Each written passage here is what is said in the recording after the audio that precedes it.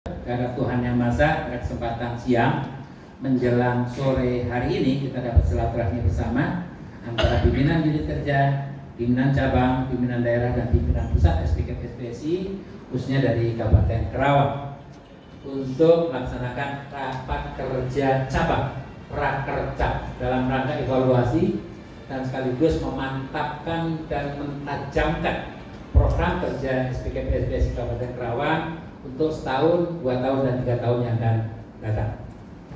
Salawat dan salam kita sampaikan kepada Nabi besar Muhammad SAW dengan ucap Allahumma sholli ala Sayyidina Muhammad. Sahabat sekalian, pimpinan cabang SPSI Kabupaten Karawang, Bung Haji Ferry yang masih dalam perjalanan, dan kawan-kawan sekretaris, bendahara, dan jajaran pengurus yang kami banggakan, PUK SPSI Kabupaten Karawang yang sangat kami cintai, dan pimpinan daerah Bung Edi dan kawan-kawan dari Bandung yang sudah ikhlas meluangkan waktu, tenaga, dan pikirannya untuk sama-sama silaturahmi pada kesempatan hari ini. Sebelum kita diskusi panel, saya ingin menyampaikan beberapa hal.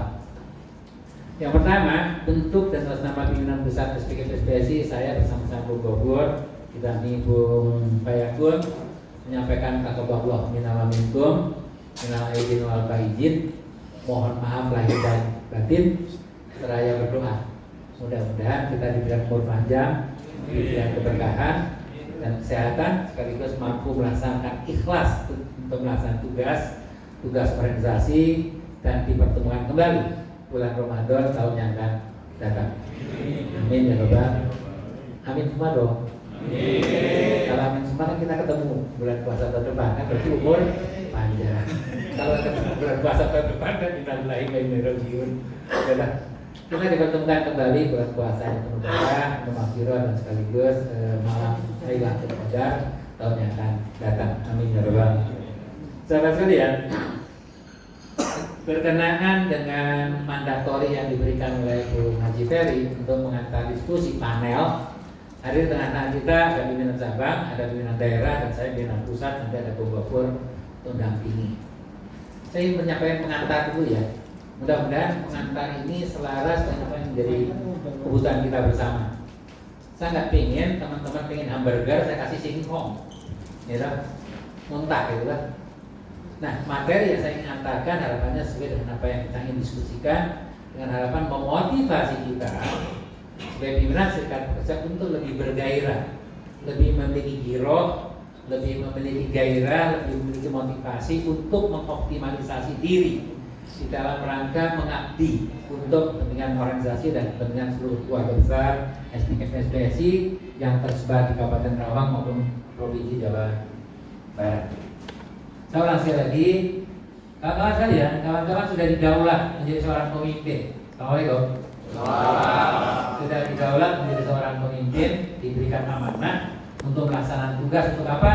Untuk membela, untuk melindungi, untuk meningkatkan kesejahteraan pekerja dan keluarganya, baik lahir maupun batin, untuk kurun waktu 24 jam tanpa henti.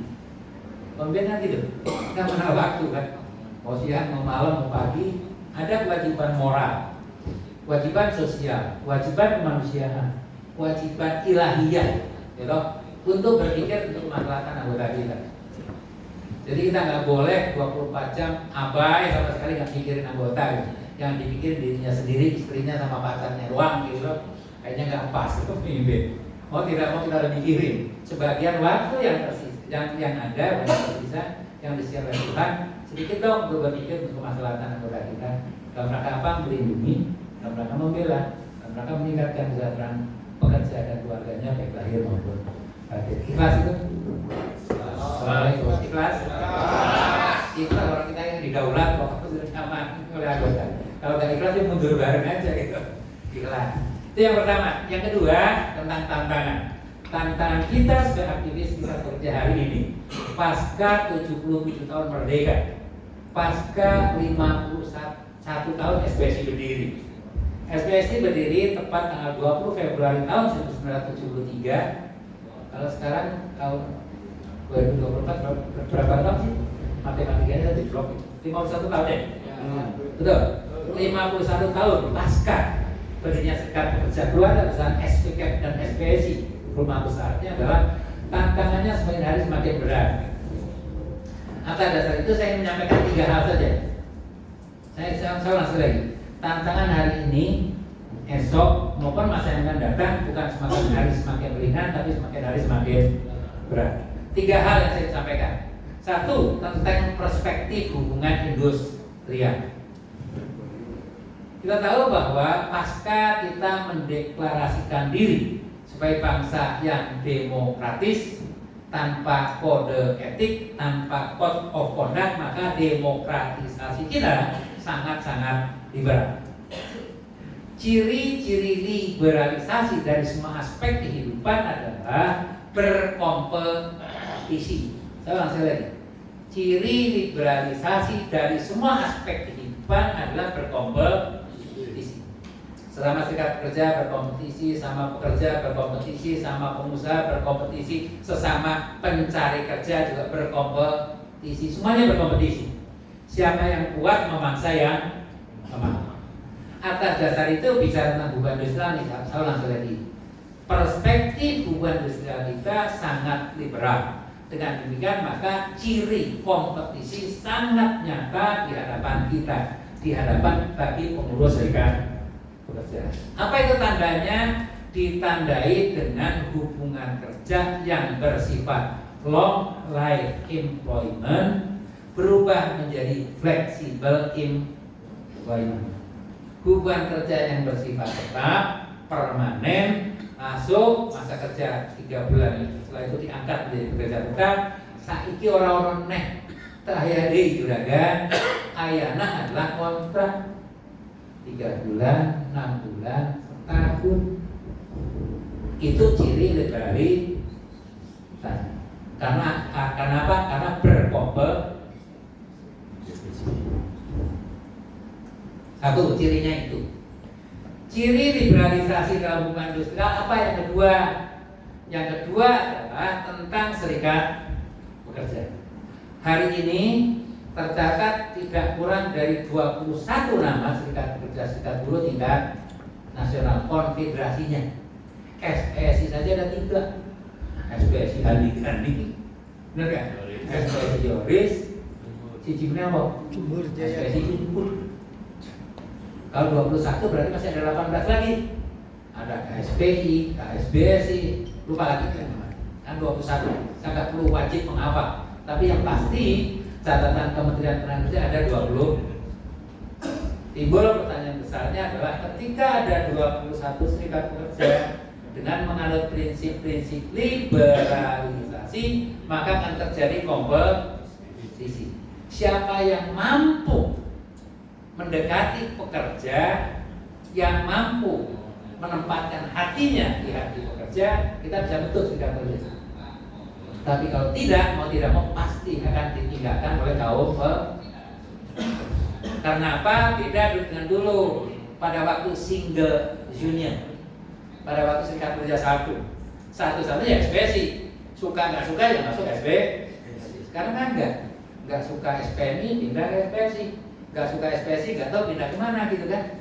Oleh sebab itu tantangan kita adalah bagaimana membangun empati bagi anggota agar SPSI tetap dicintai dan disukai oleh anggota.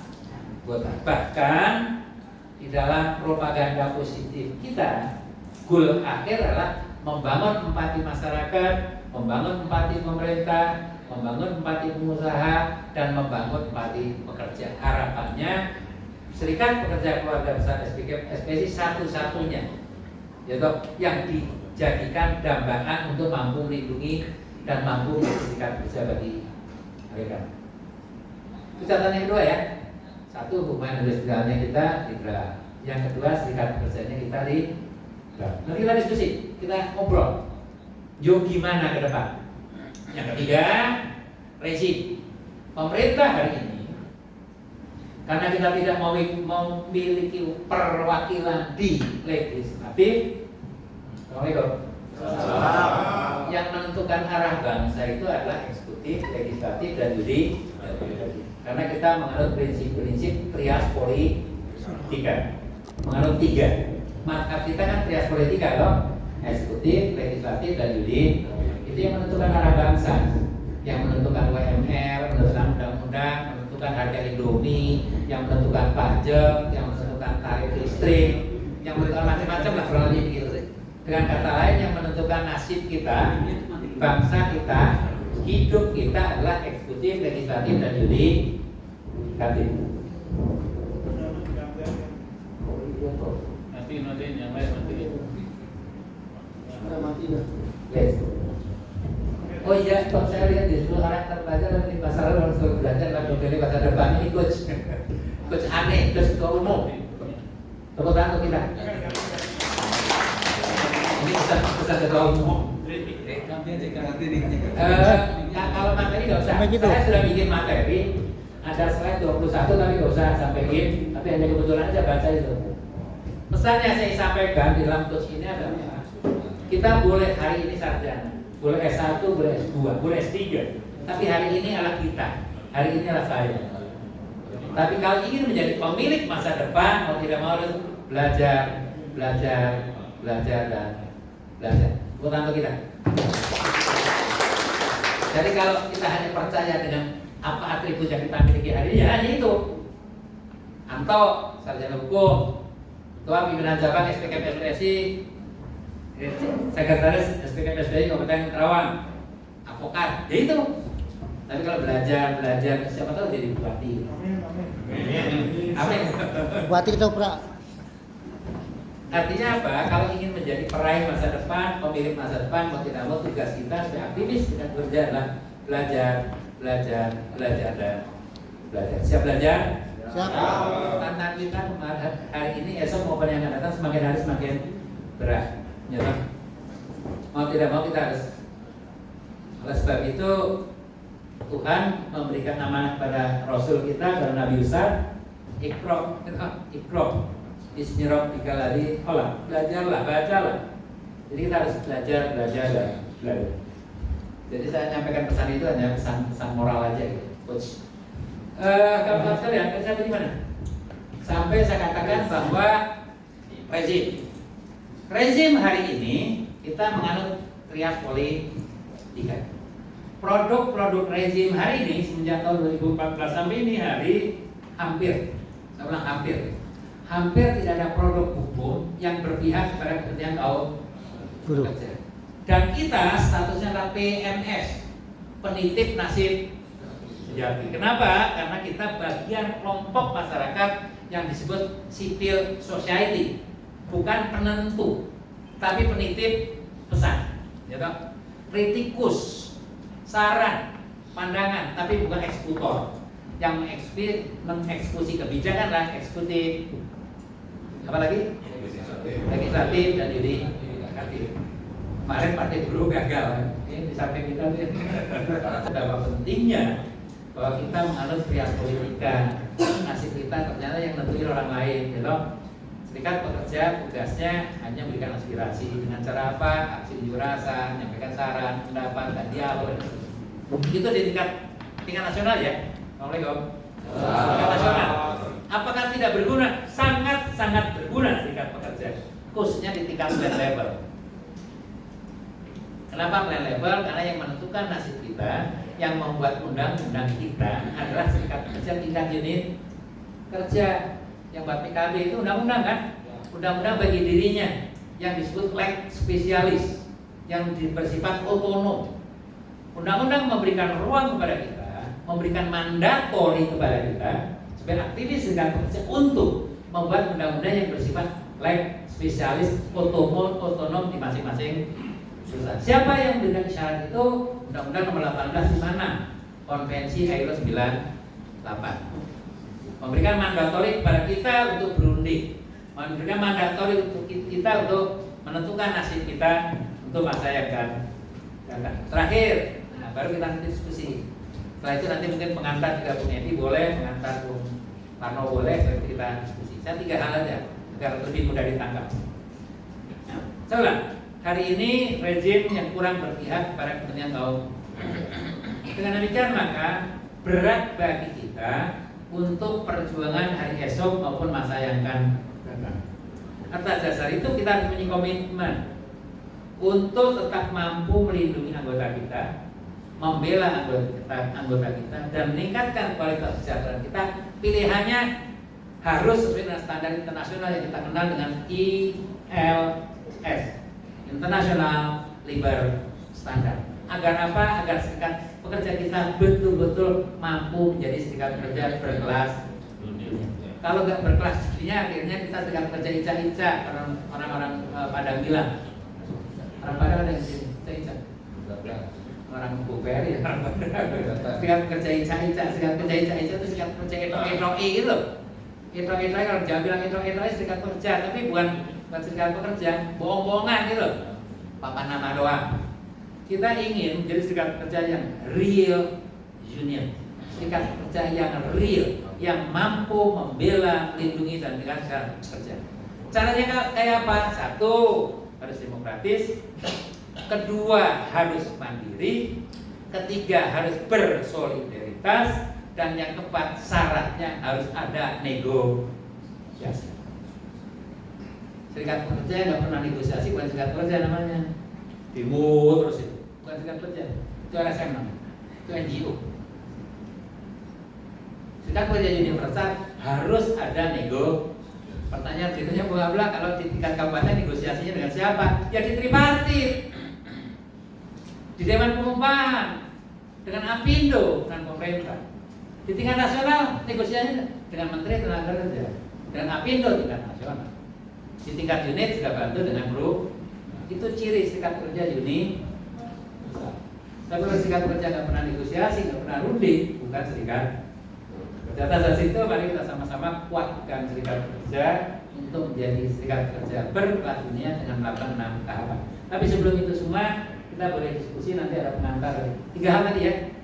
Satu, tadi saya sampaikan tentang liberalisasi. Kedua tentang hubungan ya, yang ketiga tentang serikat pekerja yang liberal, yang sekarang 21 jumlahnya banyak, kita mampu berkompetisi. Yang terakhir rezim. 4 ya. 3 substansi yang saya ingin sampaikan. Sebagai pengantar diskusi, mari kita sama-sama diskusikan. Nanti teman-teman boleh sampaikan saran, pandangan, kritik untuk perbaikan hari esok maupun masa yang akan datang. Sementara itu ya, Mas Anto, terima kasih banyak. Bila itu beda, assalamualaikum warahmatullahi wabarakatuh. Bismillahirrahmanirrahim. Assalamualaikum warahmatullahi wabarakatuh. Alhamdulillahirrahmanirrahim. Kita panjatkan puji syukur kepada Tuhan Yang Maha Esa. Hari ini kita dapat berkumpul silaturahmi dengan rekan-rekan semuanya PUK dalam acara Rakernas PCK PSPSI Rakercam kayak orang PP aja saya serasa PP nanti duduk sama beliau. Dengan kita 2 tahun dari pertama dilantik, periode kemarin sampai sekarang udah hampir 2 tahun, menginjak ke 3 tahun. Jadi nanti kita evaluasi mana-mana yang perlu kita kejar, mana-mana kekurangan yang belum. Serikat pekerja apalagi di Karawang itu begitu luar biasa. Jadi nanti minta sumbang sarannya dari rekan-rekan semuanya, dari PUK. Perusahaan yang ada di kabupaten itu ada sekitar 2.000 perusahaan yang sudah menjadi serikat pekerja itu kurang lebihnya sekitar 40%-an, baru 40%-an. Jadi masih banyak perusahaan-perusahaan yang belum masuk serikat pekerja. Akhir-akhir ini banyak sekali kegiatan, baik itu di tingkat cabang, pimpinan daerah maupun pimpinan pusat yang selalu kontinu mengadakan kegiatan.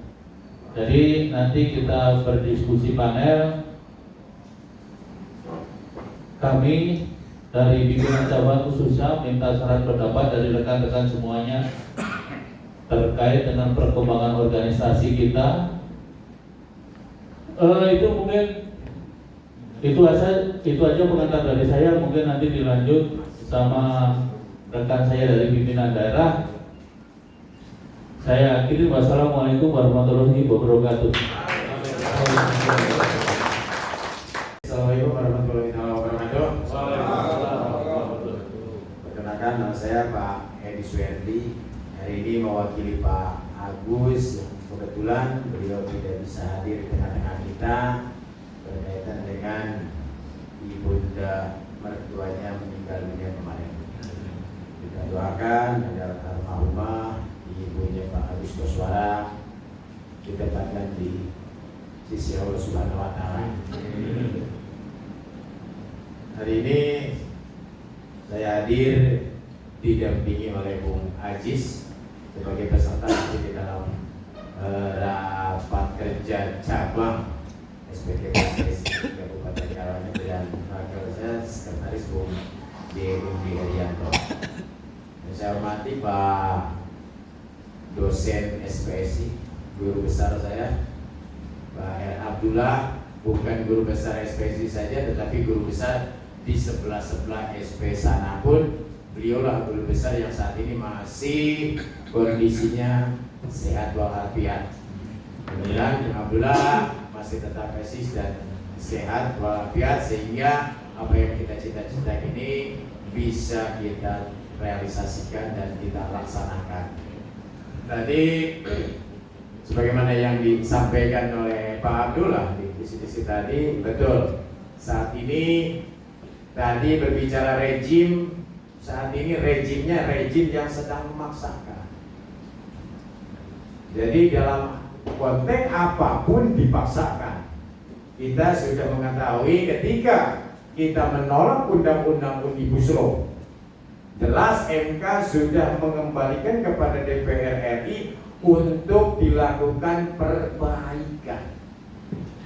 Tetapi karena adanya simbiosis antara pemerintah dengan wakil-wakil kita yang ada di DPR RI, di dalam konteks selama 2 tahun tidak diopeni itu yang namanya undang-undang Omnibus Law, yang di dalamnya ada undang-undang Cipta Kerja yang isinya deklarasi terhadap apa yang selama ini tersirat dan tersurat di dalam Undang-Undang 13.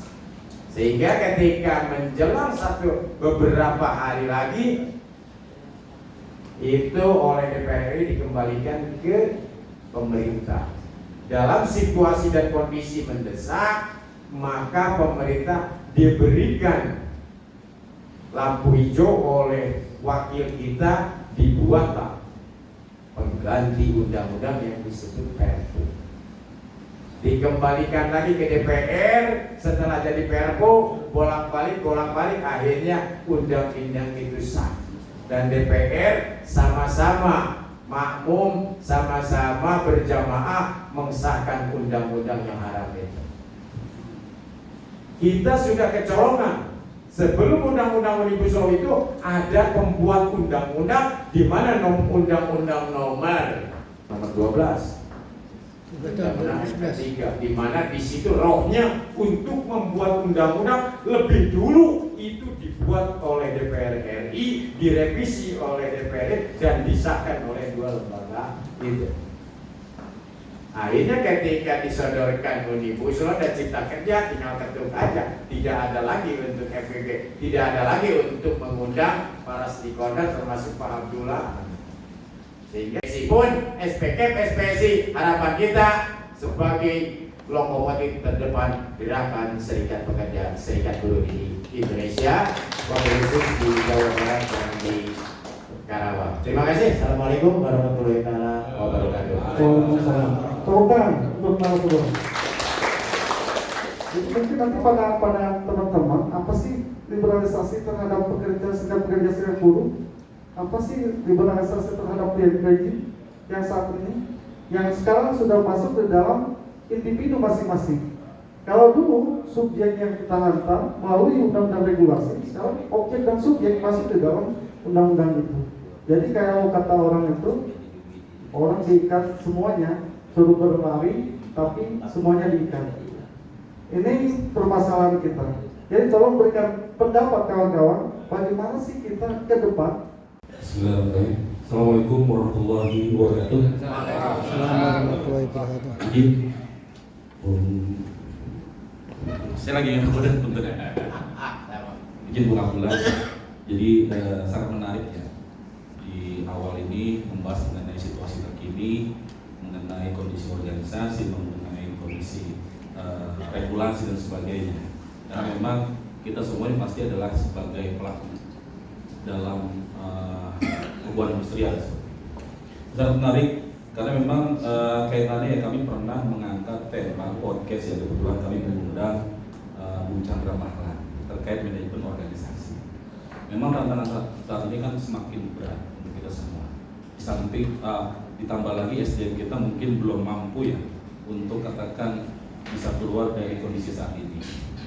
Nah, terkait mengenai cita-cita sebagai spesies berkelas dunia dengan agenda pemuatan organisasi, itu saya pernah bertanya kepada Pak Chandra yang kemudian oleh beliau, mohon maaf ini di skip dulu ya karena saya belum bisa menjawab. Nah, karena memang momennya ada sekarang mau saya tanya langsung ke Bung Abdullah seperti itu. Nah, kaitannya dengan agenda pemuatan organisasi, apakah dari organisasi ya itu sudah memiliki blueprint ataupun semacam guidance yang harus dilakukan oleh masing-masing perangkat, mulai dari PP, PD, PC sampai ke level unit kerja, yang ketika itu sudah ada dan dilakukan oleh semua perangkat dari hulu ke hilir, maka semua itu berkontribusi itu, yang PUK berkontribusi PC, PC ke PD, PD ke PP, sehingga memang cita-cita besar berkelas dunia melalui 6 agenda penguatan organisasi yang dilakukan oleh masing-masing perangkat yang pasti porsi berbeda-beda ya. Nah, sehingga cita-cita tersebut bisa tercapai karena memang semua itu ada guidance-nya. Nah, ini yang menurut saya penting buat kita karena katakan mungkin di teman-teman PUK itu sudah menerapkan 6 agenda penguatan organisasi. Tapi karena memang keterbatasan SDM, knowledge dan sebagainya, ya mungkin bervariasi. Ada yang menjalankan dengan baik, dengan lengkap dan sebagainya, ada yang mungkin belum sampai ke arah sana. Sehingga rasa-rasanya perlu dari perangkat itu memberikan guidance-nya ke teman-teman PUK ya di level unit kerja ini agar mereka itu bisa menjalankan 6 agenda penguatan organisasi dengan baik sehingga cita-cita besar tersebut benar-benar tercapai, tidak hanya sebatas slogan dan sebagainya. Mungkin itu sedikit masukan dari saya ya. Terima kasih. Assalamualaikum warahmatullahi wabarakatuh. Baik, kawan-kawan sekalian, ini pertanyaan sangat menarik dan sangat substansial dan sangat mendasar tentang ini. Rasanya saya perlu berikan penjelasan agak detail ya tentang ini. Harapan mudah-mudahan semua bisa ada semacam kesepahaman yang pada akhirnya menjadi clear dan bisa diimplementasi di lapangan. Sahabat sekalian, kita tahu bahwa tantangan hari ini, esok maupun yang akan datang tadi sudah ada gambaran ilustrasi buat kita bersama. Manakala kita tidak melakukan sesuatu untuk menjawab tantangan tersebut, maka nggak akan mendapatkan peluang. Peluangnya nggak ada dan pada akhirnya tidak menutup kemungkinan serikat pekerja kita akan punah di kemudian hari. Saya ulang sekali lagi. Untuk menghindari kepunahan serikat pekerja SPKP SPSI, jangan sampai orang akan mengatakan dulu ada namanya SPKP SPSI. Zaman dulu kala ketua Brixton cukup makmur atau menghasilkan A, B, C, D. Tapi sekarang punah. Umpamanya begitu ya. Dulu ada SPKP SPSI, ketua umumnya Pak Yakub Nawiyah bahkan jadi Menteri Tenaga Kerja. Hari ini pasca dipimpin oleh Bung Abdullah, serikat pekerja punah. Dengan kata lain bahwa dinosaurus yang begitu besar ceritanya gitu, kalau kita melihat dan membaca berbagai artikel, mereka punah karena tidak mampu adaptasi dengan perubahan zaman. Dinosaurus mati dan punah karena tidak mampu adaptasi dengan perubahan zaman. Perubahan zaman es, dia tidak mampu adaptasi, akhirnya mati, pelan-pelan mati dan punah. SPKP akan punah manakala tidak mampu adaptasi dengan liberalisasi. Kalau lebih begitu ilustrasinya. Di latar belakangi pemikiran semacam itu, maka pimpinan pusat, termasuk saya pada khususnya sebagai ketua umum, menggagas untuk membuat blueprint, untuk menjawab tantangan, untuk menghindari kemungkinan terjadinya kepunahan SPKP SB. Dengan cara apa itu? Yang kita buat blueprintnya adalah 6 agenda penguatan SPKP, SB, SI agar tidak punah. Kurang lebih begitu. Timbul pertanyaan besarnya adalah apa yang mesti dikerjakan oleh pimpinan pusat, pimpinan daerah, pimpinan cabang sampai pimpinan unit kerja dalam Rapimnas dan bahkan Munas yang lalu sudah dibuat sebetulnya dan bahkan dibukukan dan dicetak. Dicetak masing-masing perangkat tugas yang namanya penguatan SDM.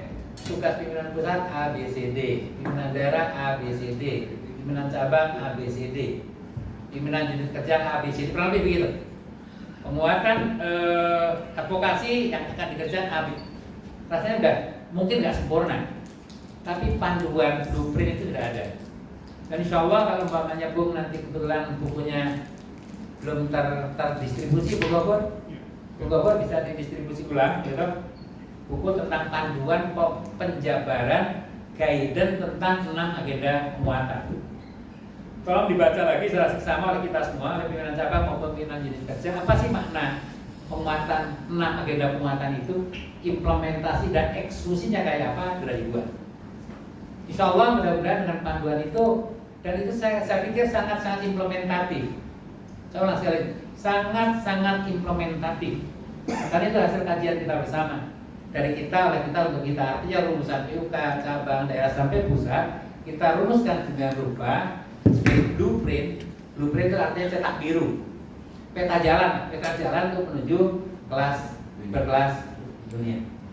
Dengan 6 agenda. Saya ulang sekali lagi, untuk menghindari kemungkinan terjadinya kepunahan dan untuk menjawab tantangan liberalisasi berbagai aspek kehidupan, maka satu-satunya pilihan adalah laksanakan 6 agenda penguatan. Saya dulu suka baca bukunya Pak Harto tentang manajemen, manajemen Soeharto, saya baca itu. Di antaranya terinspirasi itu, kurang lebih begitu. Dengan demikian kita harus melakukan apa? A, B, C, D, kurang lebih begitu. Nah, insya Allah mudah-mudahan kalau teman-teman bisa baca secara seksama tentang itu dan implementasikan secara seksama di seluruh perangkat organisasi, insya Allah kepunahan tidak akan pernah terjadi. Dan mimpi kita untuk menjadi SPKP SPSI berkelas dunia kita bisa wujudkan sama-sama. Untuk kita. Pertanyaan besarnya adalah apa indikatornya berkelas dunia, kan gitu. Satu, yang disebut berkelas dunia adalah dengan melakukan penguatan SDM adalah menciptakan kesetaraan pelaku hubungan industrial internal kita setara pengetahuannya dengan pelaku hubungan industrial yang lain. Di tingkat nasional pengetahuan Ketum harus setara pengetahuannya dengan Menteri Tenaga Kerja, setara pengetahuannya dengan Ketua Apindo tentang ketenaga kerjaan. Pimpinan cabang harus setara pengetahuannya dengan Kepala Dinas Tenaga Kerja maupun Apindo tingkat kabupaten kota di bidang ketenaga kerjaan. Pimpinan unit kerja pengetahuannya harus setara dengan Direktur HRD maupun Direktur di bidang ketenaga kerjaan. Itu yang namanya bangun kesetaraan. Penguatan SDM goal akhir adalah terwujudnya kesetaraan pelaku hubungan industrial di semua tingkatan. Nah, kalau itu sudah terwujud, ini bukan satu indikator bahwa itu berkelas dunia. Satu. Kedua, penguatan advokasi. Goal akhir adalah terciptanya keadilan. Implementasinya apa? Implementasinya kita harus training kepada PUK untuk mampu melakukan bipartit, mediasi, THI sampai ke mahkamah. Satu, artinya mampu membela dirinya dan anggotanya secara optimal sesuai dengan kaidah advokasi. Yang kedua apa? Yang kedua kita mampu menempatkan anggotanya menjadi hakim ad hoc di seluruh provinsi di Indonesia. Kalau dua sarana itu terpenuhi, insya Allah akan terwujud keadilan. Nah, kemarin kita bersyukur sudah menempatkan 2 lagi hakim ad hoc dari pimpinan pusat SPKP SPSI itu untuk kita. Tapi targetnya kan 30, berapa? 34. Provinsi Indonesia berapa? 38 ya sekarang? 38. Tapi yang ada baru 34, 35 sorry. Provinsinya 34, kabupatennya 1, yaitu Gresik. Di Gresik ada PHI, ada hakim PHI, sekalipun kabupaten. Dengan demikian butuh 35. Kita sekarang baru 4 atau 5. Itu hakim ad hoc yang kita tempatkan. Itu yang dimaksud penguatan ad hoc. Indikatornya salah satu diantaranya terciptanya KA, baik melalui litigasi maupun non litig. Yang ketiga tentang penguatan keuangan rohani. Indikatornya apa? Mampu ada kemandirian diri organisasi, mampu di atas kemampuan keuangannya sendiri lah. Tidak ada ketergantungan yang berlebihan. Anggap saja makanan utama adalah iuran, tapi bantuan orang lain sebagai suplemen aja gitu. Karena dia melalui penguatan keuangan yang transparan, akuntabel, sesuai dengan kaidah-kaidah adalah merupakan satu agenda penguatan keuangan. Indikatornya dengan kemandirian keuangan organisasi maka sesuai dengan standar ILS. International Living Standard salah satu di antaranya kemampuan keuangan, kemandirian keuangan tanpa sumber daya yang lain. Contoh umpamanya industri hari ini umpamanya mampu membiayai beberapa serikat pekerja di luar negeri termasuk kita dan seterusnya. Karena kekuatan keuangan orang ini. Mimpi besar kita pernah kita untuk mewujudkan kemandirian keuangan dengan berbagai usaha lain yang sah. Kita sudah kirimkan beberapa orang pergi ke Singapura, pergi ke beberapa negara untuk belajar. Terakhir kita kirim berapa orang? 26 orang ya? 26 orang ke NTUC. Teman-teman PUK suruh belajar tentang penguatan keuangan. Caranya kayak apa sih? Kok di Singapura dengan anggota yang sangat kecil jumlahnya, tapi keuangannya sangat kuat. Mereka mampu membangun kesetaraan. Kesetaraan dengan pemerintah bahkan. Yang namanya NTUC, Serikat Pekerja Singapura, begitu pergantian Perdana Menteri, pemilu, pasti menterinya salah satu di antara Serikat Pekerja NTUC. Minimal 2 atau 3 dari NTUC pasti masuk jajaran kabinet. Sekarang SPSI baru komisaris BUMN ya, baru setingkat itu, bargaining position ya gitu. Karena apa? Karena kita belum mampu membangun kesetaraan tadi. Nah, oleh sebab itu saya katakan sekali lagi, insya Allah blueprintnya sudah ada. Nanti coba kita kirim lagi bagi teman-teman yang belum mendapatkan panduan tentang itu. Bu Gofur ada, Bu Gofur kan? Bagaimana? Kopinya saya kirim juga apa? Insya Allah ada. Tinggal jabarkan tentang itu. Jadi kalau pertanyaan besarnya, apa itu berkelas dunia adalah satu, terjadinya kesetaraan pelaku dengan pelaku hubungan industrial. Yang kedua adalah the most representative. Dua syarat utama itulah sebagai syarat berkelas dunia. Bergantung kita. Oleh sebab itu melalui Rapimnas yang lalu dua hal menjadi agenda besar buat kita. Saya tekankan kepada kita semua. Assalamualaikum. Kita tekankan sekali lagi. The most representative adalah merupakan syarat mutlak standar serikat kerja inter. Coba harus serikat kerja minoritas. Kan serikat kerja kurang, nggak organik mas. Orang diwong ke wong, nggak akan diorangin. Kalau kita serikat kerja dulu, untuk tidak menjadi kurang mau tidak mau pengembangan. Nah, timbul pertanyaan, Bung Abdullah, di dalam rangka kemudahan pengembangan, dalam menyongsong liberalisasi hubungan industrial kayak apa? Kita kemudahan sekarang, ADRT kita memberi kemudahan, boleh keanggotaan perseorangan. Yang takut bentuk serikat kerja nggak usah bentuk serikat kerjanya, perseorangan aja. Di Bekasi udah ada, Bung Ibu. Di Bekasi udah beberapa perusahaan anggotanya perseorangan.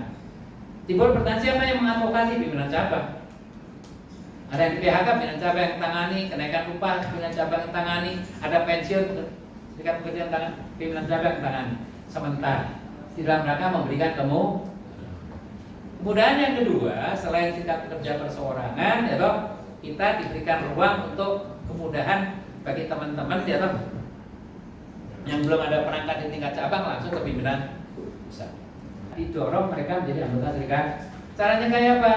Kita pernah ajarkan tentang 7 langkah pembentukan serikat kerja. Tahap pertama apa, kedua apa, ketiga apa, keempat sampai ke 7 sampai pembentukan. Tip yang pertama kita lakukan adalah 1, jangan sekali-sekali menangkap 2 ekor kelinci pada waktu yang bersamaan. Itu kunci sukses. Jangan sekali-sekali membentuk PSPSI bersamaan waktunya dengan 10 tuntutan. Itu nggak akan selesai itu barang. Pasti PHK. Tapi bentuk dulu serikat pekerjanya, bina dulu, arahkan dulu, menjadi partner perusahaan yang baik. Setelah itu baru pelan-pelan tuntutannya baru setelah apa? Setelah diberikan kesempatan untuk dispensasi, setelah diberikan kesempatan untuk pemotongan iuran, setelah diberikan kesempatan untuk diajak ngobrol oleh perusahaan, baru pelan-pelan kita bicara tentang tuntutan. Tapi kalau kita memutus serikat pekerja bersamaan dengan tuntutan, hari itu tidak selesai, punah pasti. Oleh sebab itu filosofinya sekali lagi, pemilihan serikat pekerja jangan sekali-sekali menangkap 2 ekor kunci pada waktu yang bersamaan. Kuncinya satu, teman kita yang terdekat suruh datang aja ke pimpinan cabang. Assalamualaikum. Teman-teman kan punya sahabat ya? Punya sahabat, teman sekolah, teman kuliah, teman sekampung, teman satu gang, atau teman apapun yang kebetulan belum terbentuk. Ajak mereka untuk datang ke pimpinan cabang. Nanti pimpinan cabang yang dongeng tentang manfaat berserikat. Dengan cara itu, setelah dia yakin, baru yakinkan kepada perusahaan agar perusahaan mau menerima keadaan serikat pekerja. Saya belum pernah memiliki referensi cukup membentuk SPSI terus besok di PHK, belum ada tuh saya. Betul, pokok. Padahal bentuk puluhan, bahkan ratusan yang bentuk serikat pekerja. Jadi kalau ada keluhan bahwa membentuk serikat pekerja bisa di PHK, mungkin keliru kemasan, keliru kemasan. Memang harus sabar yang sekali lagi menangkap 2 ekor kelinci pada waktu yang bersamaan. Itu catatan buat kita sekali lagi kaitannya dengan masalah blueprint tadi. Insyaallah nanti tugas Bung Gofur untuk kirim ya kan. Mudah-mudahan ada panduan konkret ya. Tugas perangkat masing-masing perangkat yang masing nama beda. Apa saja yang dikerjakan, insyaallah ada secara detail. Jadi teman-teman bisa pelajari secara bersama. Coba itu, ada lagi yang lain? Bismillahirrahmanirrahim. Assalamualaikum warahmatullahi wabarakatuh. Baik, kita yang dulu ya. Solidaritas. SPSI. Hanya satu kata, wujudkan. Baik, terima kasih. Mohon izin. Yang pertama, mungkin perkenalkan nama saya Asep Sujana dari PUK SPK SPSI PT Sungai Rubber Indonesia Dunlop ya. Mungkin yang sedikit ini sebenarnya bukan kritik juga tapi lebih besar aja dari kami dari peserta pekerja. Aman-aman gak apa-apa santai. Alat. Siap. Yang pertama ini buat panitia. Untuk ini kalau melihat tiang ya, tiang bendera Indonesia ini mestinya lebih tinggi dari karena tadi diajarkan juga ya apa di hubungan ada industrial liberal gitu kan, hubungan industrial liberal. Nah, kita harus lebih taat juga ke ini bahwa Indonesia ini adalah negara kita yang lebih tinggi lah dari serikat pekerja gitu. Dan itu satu. Kemudian yang saya tanyakan nih, tadi sangat menarik sekali temanya ada hubungan industrial liberal, hubungan serikat pekerja liberal ya, yang berkompetisi, terus juga eksekutif, yudikatif, legislatif, dan yang keempatnya rejim ya, Bung Erabdullah. Saya lebih menanyakan ke Bung Erabdullah karena kita kan memang bukan penentu kebijakan, bahwa kemarin juga memang kita adanya partai buruh ini banyak yang jadi calon-calon di serikat di SPK ya, hampir semuanya gagal ya, itu nggak ada yang lulus. Nah ini ke depan apakah kita ya saya yang mungkin pasti akan ada lagi tuh di partai-partai buruh 5 tahun ke depan, apakah dia akan awal untuk mendukung sepenuhnya gitu di agar ya kita kan harus ngomong konsep juga ke depannya bahwa yang tadi dibilang Abdullah kita harus menjadi penentu kebijakan gitu. Itu satu. Kemudian yang keduanya terkait logo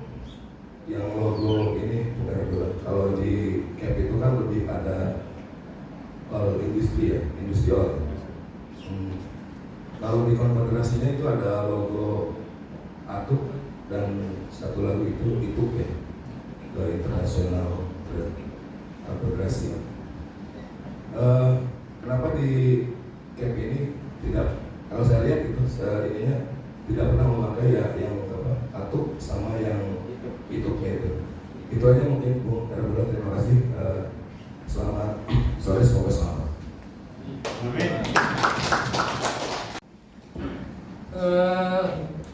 Ada berbagai referensi ya negara industri maju. Indonesia dimulai dari masyarakat agraris pada waktu era kolonial, masyarakat agraris berubah menjadi masyarakat industri pasca diundangkannya Undang-Undang Nomor 1 Tahun 69 tentang penanaman modal dalam negeri dan penanaman modal asing. Semenjak Pak Harto berkuasa maka lahir Undang-Undang PMA. Sejak itu maka terjadi perubahan masyarakat agraris menjadi masyarakat industri. Tahun 98 dari masyarakat industri menjadi masyarakat yang liberal. Jadi ada episode. Pertanyaan besarnya pada waktu masyarakat agraris apa sudah dibutuhkan ke partai buruh, rasanya dulu. Karena apa? Karena aspirasi dan sensitivitas serta kehendak mayoritas masyarakat petani masih terakomodir oleh berbagai kebijakan-kebijakan yang diselenggarakan oleh pemerintah.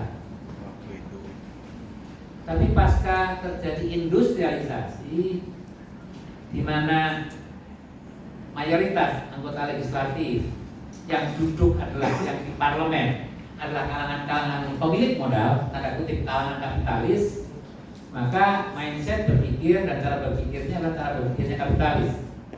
Dengan demikian maka produk hukumnya pun produk undang-undangnya adalah sesuai dengan mindset dan kepentingannya kaum modal, kaum kapitalis.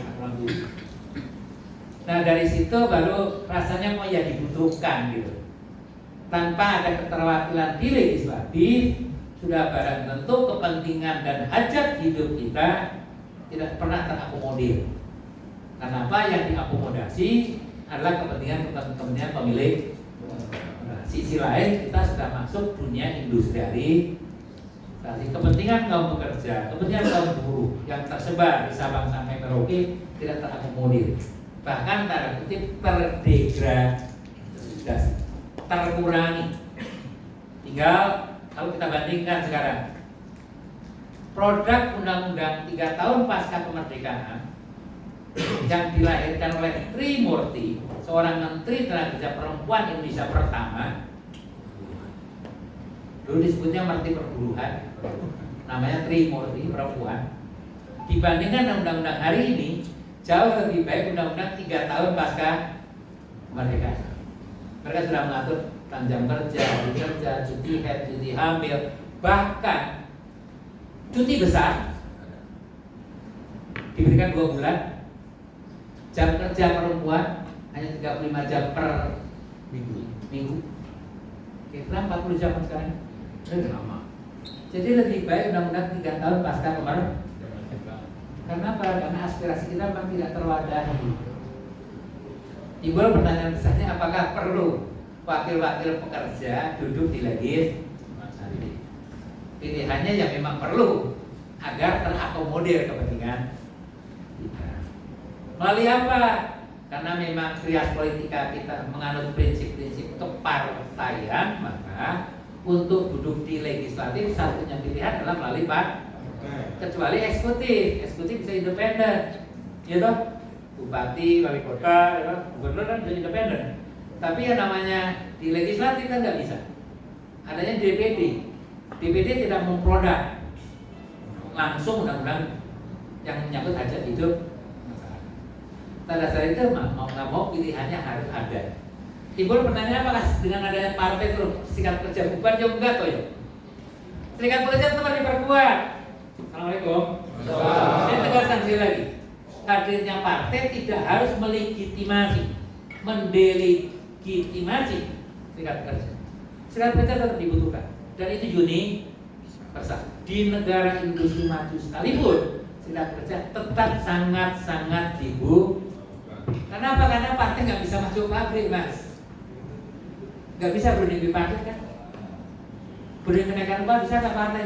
Orang iso. Orang itu nggak boleh. Yang bisa berunding tentang kenaikan upah, berunding tentang PHK, berunding tentang bonus, berunding tentang kesejahteraan, berunding tentang hak-hak maupun kepentingan kaum pekerja hanya serikat. Oleh sebab itu serikat pekerja harus diperkuat. Untuk kita. Jangan keliru ya, jangan keliru nanti gara-gara partai serikat pekerja dibubarin. Salah besar, dosa.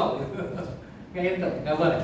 Tetap serikat pekerja harus diperkuat. Karena apa? Karena partai nggak bisa masuk impor, masuk ke lingkungan perusahaan, lingkungan hubungan industri. Ya, yang bisa masuk ke lingkungan hubungan industrial hanya serikat pekerja. Dan itu Juni di negara maju sekalipun dari itu sama, hanya serikat pekerja. Itu barangkali contohnya. Jadi tetap diperlukan, tapi diperlukan apakah ada instruksi? Nanti kita rapim yang akan datang deh. Rapimnas dulu, menurut pendapat PUK kayak apa, cabang kayak apa, daerah kayak apa, harus kayak apa. Ya toh, jangan sampai kita putusin lebih dulu, tapi teman-teman protes itu, kalau gitu kan.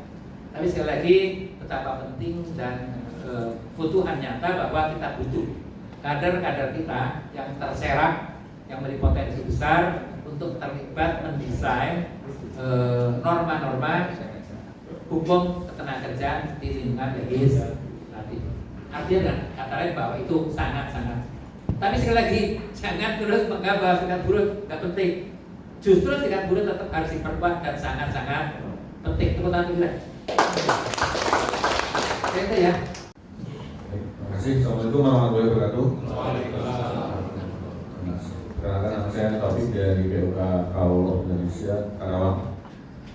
Untuk pertanyaannya untuk Pak Ketum terkait dengan di saat ini kan kita menghadapi terkait dengan pelemahan serikat pekerja, fungsi maupun tugasnya kita semakin dilemahkan oleh regulasi. Nah, terkait ini apakah kita bisa untuk mendorong pemerintah untuk bikin regulasi yang menguatkan kita? Mungkin contohnya adalah misalnya PKB itu hanya berlaku untuk anggota serikat saja. Karena kalau saat ini kan berlaku untuk semua karyawan yang ada di perusahaan itu. Kalaupun misalnya diatur di PKB, itu tidak semua PUK bisa berdamai terkait dengan hal itu. Tapi kalau misalnya regulasi pemerintah, mungkin perusahaan akan mengikuti. Terus juga kedua terkait dengan metode ataupun tata cara keanggotaan. Kalau kemarin kebetulan saya dikirim mewakili dari Indonesia untuk yang ke Jepang dengan pekerja muda. Kemarin kita diskusi dengan serikat Jepang bahwa di Jepang itu ada 3 metode untuk keanggotaan. Ada yang namanya itu open shop, terus ada closed shop, dan union shop. Gitu. Untuk yang open shop ini adalah yang berlaku di Indonesia sekarang. Jadi siapapun boleh memilih menjadi anggota serikat atau tidak. Tapi kalau untuk closed shop ini adalah perusahaan hanya akan menerima pekerja yang merupakan anggota serikat. Kalau union shop itu adalah ketika pekerja diterima di perusahaan itu diwajibkan untuk menjadi anggota serikat pekerja. Nah, apakah di Indonesia itu bisa diberlakukan atau tidak untuk terkait dengan hal itu? Karena saat ini kebetulan kami itu adalah generasi yang bukan pejuang. Mungkin kalau zaman dulu adalah generasi yang pejuang, tahu perjuangan menjadi serikat ataupun mendapatkan sesuatu itu sangat tahu. Kalau kami, jujur aja kami ya generasi yang saat ini itu kita kebanyakan menikmati hasil, gitu. Dan kami nggak tahu ini perjuangan siapa. Nah, sehingga minat dari pekerja-pekerja muda saat ini untuk jadi anggota serikat itu sangat berkurang karena mereka pun tidak tahu fungsinya serikat itu apa, gitu kan. Di perusahaan pun bervariatif, ada serikat dari perusahaan yang bisa aktif, ada yang tidak. Nah, ini makanya pentingnya ke depan agar mungkin serikat pekerja ini tidak hilang dan keanggotaannya tidak semakin hilang. Karena apalagi dengan sekarang kan nanti ke depannya kebanyakan itu status pekerja itu bukan tetap lagi, tapi kontrak ke depannya.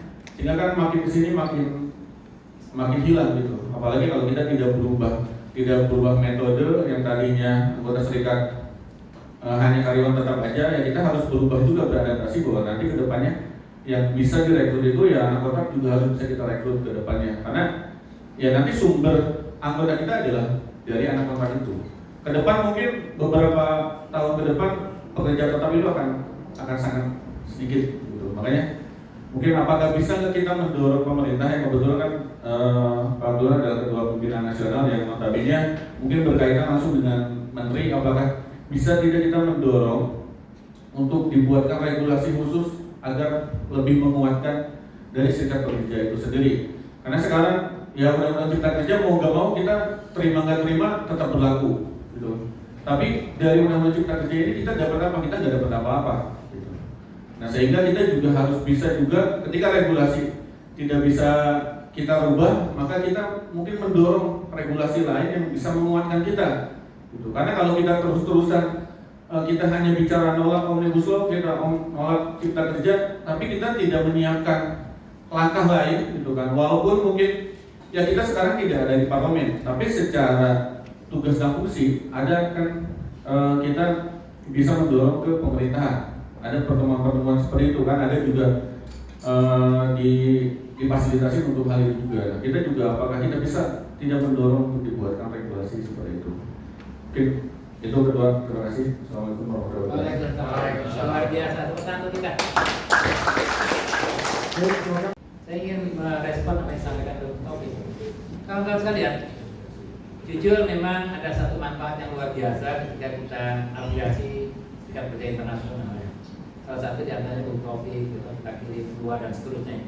Itu adalah satu bukti bahwa betapa penting dan strategisnya kita berafiliasi dan bernetwork, berjejaring secara internasional.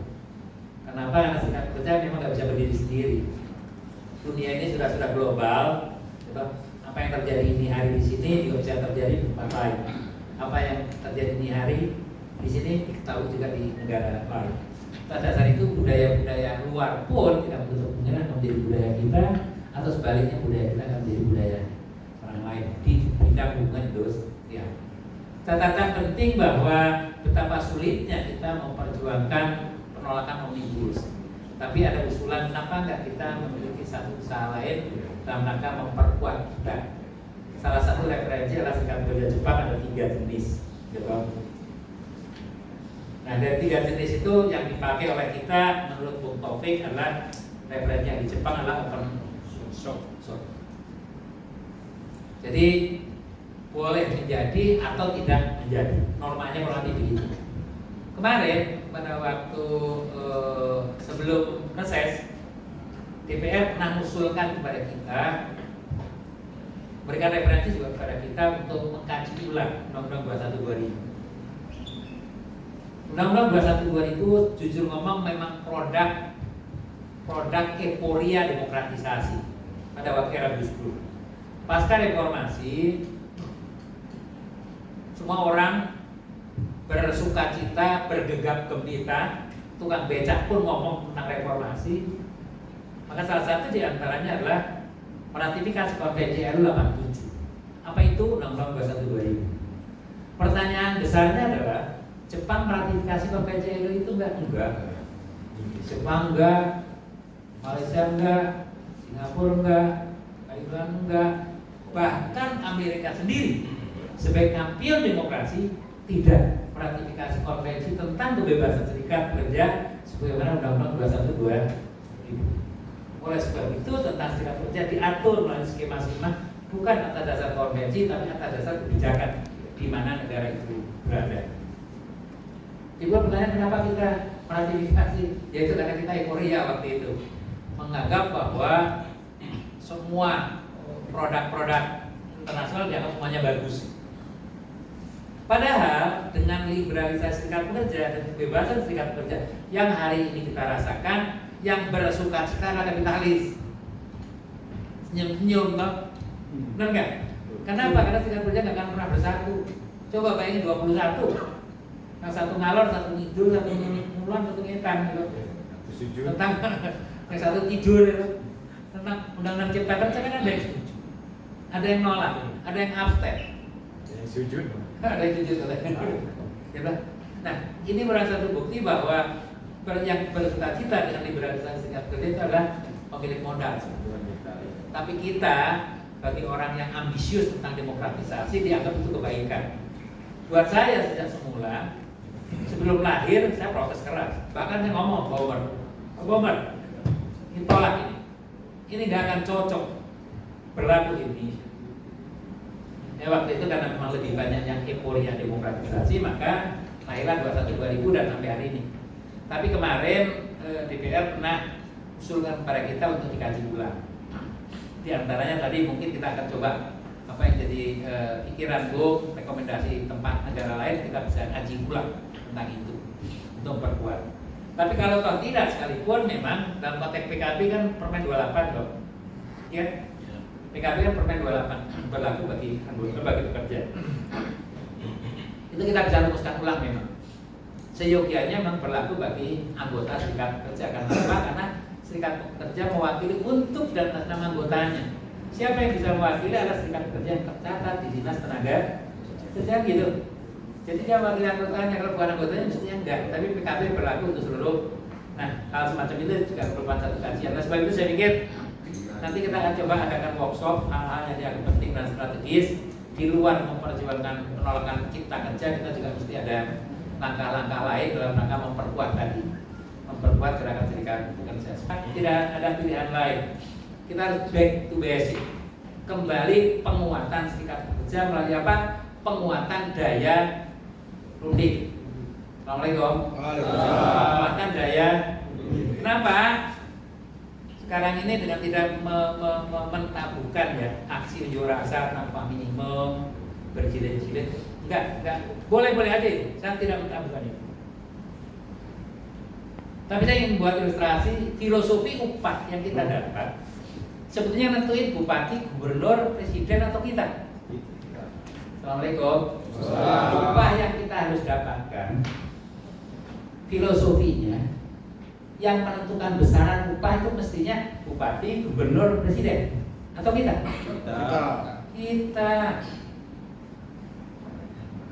Kita yang mandi keringat, kita yang berangkat pagi, kita yang berisiko, kita yang berlelah-lelah, kita ninggalin istri dengan doa istri berangkat pergi ke tempat kerja, upahnya nungguin gubernur.